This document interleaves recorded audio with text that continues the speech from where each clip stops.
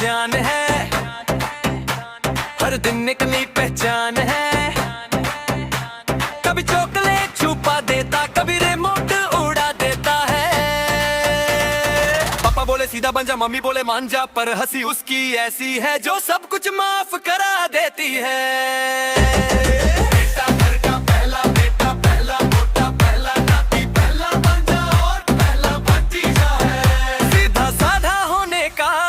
सवाल ही नहीं है बेटा घर का पहला बेटा, पहला बेटा, पहला नाती, पहला बन जा और पहला भतीजा है। सीधा साधा होने का तो सवाल ही नहीं है बेटा घर का पहला बेटा, पहला बेटा, पहला नाती, पहला बन जा और पहला भतीजा है। छोटी सी उसकी मस्ती में घर की खुशियां रहती हैं, दांत पड़े तो मुस्कुरा के फिर से शरारत कर लेता है।